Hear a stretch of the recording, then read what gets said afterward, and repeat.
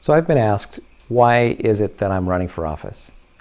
And in order to answer that I need to tell you a little story, a personal story that happened to my wife, and so it's very important to me. My wife was born in Tehran. She grew up in Iran, and during the Iran-Iraq War, there was a lot of nasty politics that went on. When she was a young girl, we're talking early teen, the moral police, which are the ones that enforce Sharia law, saw her in a windstorm have her scarf blow down. All of a sudden they go chasing after her to try to inform this young girl that that's inappropriate. They get her information, and in fact, when they caught up with her, she was banging on a neighbor's door, let me in, and they even slapped her in the face, and she had braces that were all of a sudden bleeding, and they were brutal with their handling of this little girl. A little while later, she was walking down the street. A few months later, she was walking down the street, and the moral police saw that there were some boys, young teenage boys, that were walking behind her. And so they accused the young kids of talking to each other in public, which was a violation of Sharia law. And they picked up my wife and the boys and put them in this jail cell. My parents-in-law didn't even know where she was being held. They had to go from jail cell to precinct to even find out where their daughter was being held. In that meantime, she was grilled as far as they were trying to get her to confess to what she was saying to those boys, or whether they were dealing hash or whatever it was that they were accusing her of doing. She had done nothing wrong, just walking down the street, just being accused.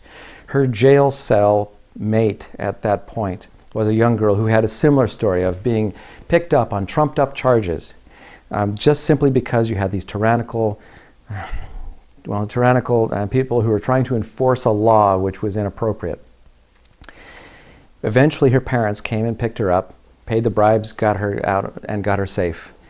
And a couple of days later, she saw in the newspaper in their notices that there was a notice of hanging, the execution of her jail cellmate, who had been picked up 3 times, and 3 strikes are out there.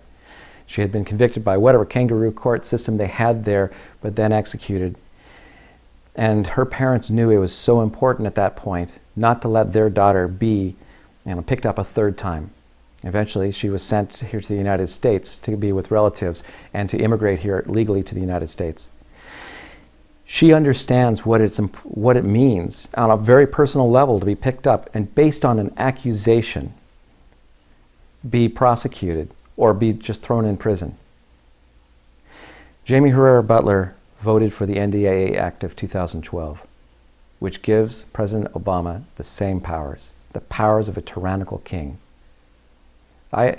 It's frightening to me to think that one person could have the power under the law on the NDAA 2012 to be able to detain somebody based on his accusation alone, no longer innocent, but guilty, and just guilty. No appeal process, no phone call, no lawyer, nothing, just gone, based on one man's accusation. That's frightening. And so in order to protect our liberties, I'm running for Congress, because we can't afford to have our liberties be thrown away like that, like Jaime Herrera Beutler did. When she voted for that act, she knew exactly what she was doing. And it doesn't matter to me whether the person's a U.S. citizen or not. We need to protect all individual liberties. That's why I'm running.